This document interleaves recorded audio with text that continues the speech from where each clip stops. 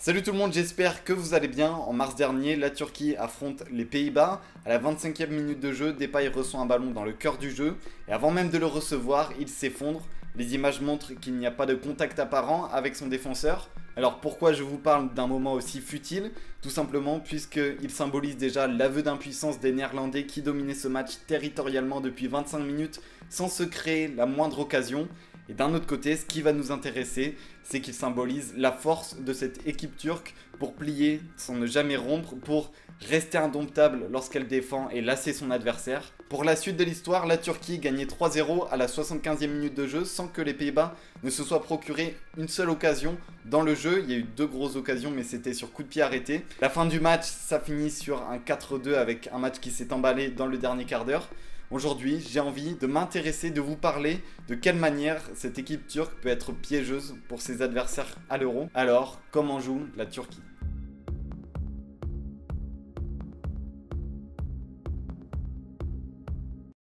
Le match d'ouverture de l'Euro 2020 se fera donc entre la Turquie et l'Italie dans le cadre du groupe A. Un groupe A composé de la Turquie, de la Squadra Azzurra, de la Suisse et également du Pays de Galles. Lors de la phase éliminatoire, les Turcs ont terminé deuxième de leur poule derrière la France, un adversaire qu'ils avaient d'ailleurs apprécié puisqu'ils ont pris 4 points sur 6 contre les Bleus. On retiendra bien sûr cette deuxième place qualificative pour l'Euro, mais aussi le fait que les Turcs n'ont encaissé que 3 buts sur 10 rencontres, ce qui en fait la meilleure équipe de la phase éliminatoire dans l'exercice défensif. On a présenté brièvement le contexte, maintenant passons au vif du sujet. Le football turc se joue avec combativité, il se joue avec envie, un football très dur sur l'homme et les joueurs n'ont d'ailleurs aucune appréhension à l'idée d'aller au contact dans les duels. Ce don de soi des joueurs, on le retrouve bien sûr lors des matchs de Super League, la première division turque, et encore plus lors du derby du Bosphore entre Galatasaray et Fenerbahçe où la rivalité extrême entre les deux équipes exacerbe l'affrontement physique. La sélection de Şenol Güneş est un miroir de cette culture foot turque avec une philosophie guerrière qu'on peut lui associer et ce depuis des années. Si on remonte de quelques années en arrière, la Turquie avait atteint en 2002 la demi-finale de la Coupe du Monde déjà sous les ordres de Şenol Güneş. La génération actuelle a conservé cet héritage malgré que maintenant l'effectif soit très internationalisé en termes de clubs, mais ils ont tous été éduqués à l'école turque au cours de leur formation. Et d'ailleurs, le fait que le football turc ne fasse pas partie des 5 championnats majeurs européens, ça permet à ces joueurs d'être détectés plus tard et de rester plus longtemps dans leur club formateur pour imprimer le style très combatif qu'on retrouve aujourd'hui dans cette sélection turque. Lorsqu'on regarde cette équipe, on ne peut pas rater le fait que ces joueurs apportent énormément d'intensité dans le match, en particulier dans le travail défensif. Celui-ci commence dès la ligne offensive avec beaucoup d'énergie dévouée dans le travail d'harcèlement du porteur. Yilmaz, Yazice, Çalhanoğlu et Karaman sont exemplaires dans cet exercice. Le starter du pressing peut être aussi parfois déclenché par un milieu central qui sera toujours accompagné des joueurs à proximité. Les efforts défensifs sont vraiment la norme dans le football turc et on ne ferme pas le rôle d'un joueur offensif à seulement attaquer. Cette solidarité sur le terrain, c'est le véritable reflet du pays, de l'unité du pays derrière son drapeau. On sait que les Turcs sont extrêmement patriotiques et soutiennent beaucoup leur équipe nationale. On connaît aussi la ferveur des stades, des ambiances bouillantes. Cet Euro sera internationalisé avec 11 pays hôtes, mais on retrouve 2 matchs en Azerbaïdjan pour les Turcs, contre la Suisse et contre les Pays de Galles. Le stade de Bakou ouvrira 50% de sa capacité pour accueillir des supporters. On sait aussi que les détenteurs d'un billet pour le match qui vivent sur le sol turc pourront se rendre en Azerbaïdjan sans passer par une période de quarantaine. Enfin, l'Azerbaïdjan est très proche de la Turquie dans les deux sens du terme, que ce soit au niveau de la distance et au niveau des relations géopolitiques. Tous ces facteurs me font penser qu'il y aura forcément, sans doute, la présence de supporters turcs pour voir leur équipe nationale.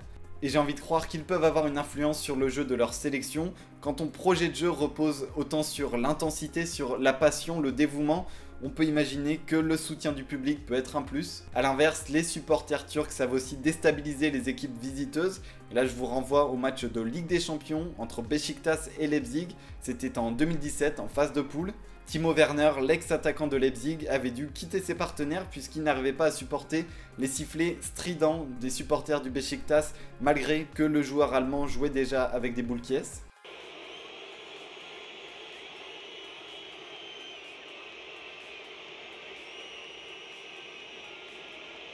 À la fin du match, les joueurs de Leipzig étaient unanimes sur la difficulté de jouer dans une telle ambiance et l'entraîneur déclarait: En première période, mes joueurs ont été un peu submergés, il est impossible de préparer votre équipe à une ambiance comme ça, le bruit est assourdissant. On avait déjà parlé de la pression lorsque la Turquie défend vers l'avant, lorsque les joueurs offensifs vont presser l'adversaire. Ce schéma défensif, il est assez contextuel, il dépend de la situation de jeu. Il faut que les Turcs soient en position de bloc haut et que l'équipe adverse monopolise le ballon en position basse. C'est donc une arme pour les Turcs, mais la véritable force de cette équipe, c'est lorsqu'elle défend vers l'arrière en reculant. Les joueurs sont déjà extrêmement rigoureux en ce qui concerne le repli défensif pour se positionner derrière le ballon. Lorsque c'est le cas, la Turquie déploie sa carapace et devient infaillible, très difficile à manier. L'adversaire qui choisit de prendre le jeu à son compte doit se confronter et doit trouver un déclic dans un bloc bas turc extrêmement compact. La Turquie veut véritablement lasser son adversaire avec le ballon, lui faire perdre du temps en hachant directement le jeu avec beaucoup de fautes commises, ce qui donne le temps au collectif de se replacer. Et puis aussi, cette équipe turque est très piégeuse puisqu'elle donne toujours l'impression de beaucoup subir sans jamais souffrir véritablement. La clé de cette animation défensive, c'est encore et toujours cette énorme dépense d'énergie pour combler toutes les failles du bloc. Il y a une volonté de fermer tous les espaces dans l'axe et lorsqu'un joueur pénètre dans le cœur du jeu, il est directement cadré par 2 ou par 3 joueurs. Tufan et Yukuşlu sont précieux dans leur abattage au milieu de terrain. Ce ne sont pas les joueurs les plus soyeux en termes d'utilisation du ballon, ils ont plutôt un rôle de compensateur avec leur volume de jeu qui est très important et qui permet à la fois d'apporter le surnombre offensif lorsque la Turquie attaque et également de ratisser beaucoup de ballons en phase défensive. Leurs deux profils sont assez similaires, mais si on devait quand même les démarquer, je dirais que Tufan a une vocation offensive un petit peu plus forte que son partenaire. C'est pour cette raison que fréquemment, lorsqu'on regarde le dispositif présenté avant les matchs, la Turquie sera soit alignée en 4-2-3-1 avec ses deux milieux centraux ou en 4-1-4-1 avec Tufan un petit peu plus haut sur le terrain. Ça reste qu'un schéma, qu'une trace sur le papier et sur le terrain, c'est très souvent différent. Si la Turquie fonctionne aussi bien défensivement, elle n'a encaissé, on le rappelle, que 3 buts lors des phases éliminatoires, c'est que le travail de leur entraîneur, Şenol Güneş, fonctionne parfaitement. Ça, c'est plutôt collectivement, mais on ne doit pas oublier qu'il y a aussi d'excellentes individualités cette année en Turquie. Derrière, la sélection turque a à sa disposition un vivier de défenseurs déjà très talentueux et surtout très prometteurs. Söyüncü, qu'on connaît déjà à Leicester, est un excellent défenseur et il est le véritable leader de son équipe. À ses côtés, la logique voudrait qu'on retrouve Merih Demiral. On lui avait consacré une vidéo il y a pas mal de temps. C'est un défenseur très dur sur l'homme qui convient parfaitement à l'école turque. Il bénéficie aussi déjà d'un statut à la Juventus pour son âge, c'est non négligeable. J'espère avoir l'occasion de voir dans ce tournoi Ozan Kabak, qui était brillant dans l'ombre lorsqu'il jouait à Schalke. Il a ensuite été prêté cette saison à Liverpool. Il a un bagage défensif relativement suffisant pour pouvoir évoluer dans une sélection telle que l'équipe de la Turquie.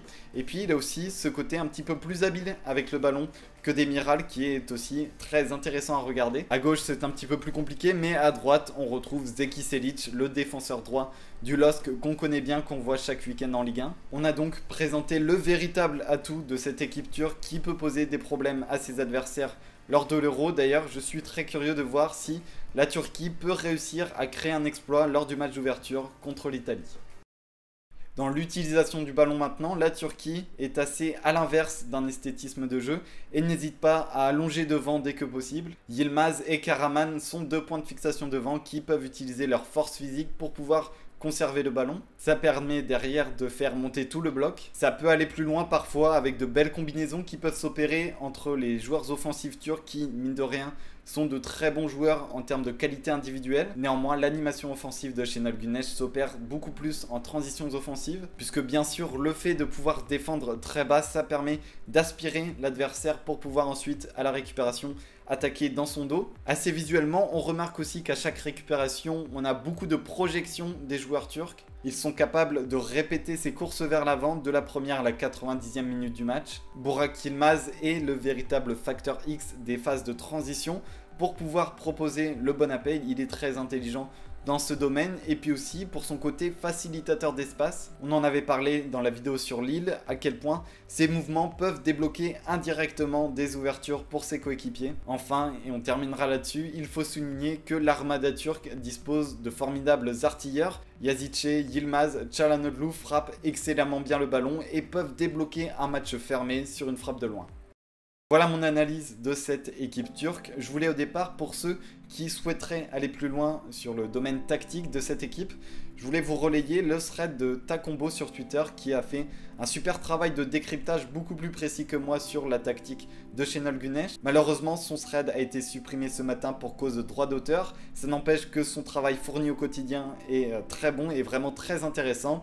Alors si vous êtes intéressé par la tactique, je vous invite quand même à aller voir le compte de Takombo sur Twitter. Il a aussi une chaîne YouTube, tout ça, ça sera dans la description. De notre côté, on se retrouvera pour une prochaine vidéo bien sûr consacrée à l'Euro où on analysera le jeu d'une équipe que je trouve pertinente, où je sens que j'ai quelque chose à vous apprendre dessus.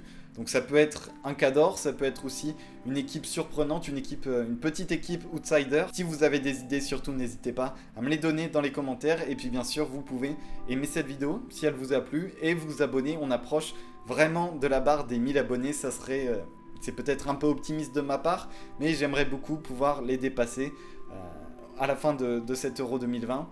Sur ce, portez-vous bien et à très vite. Salut!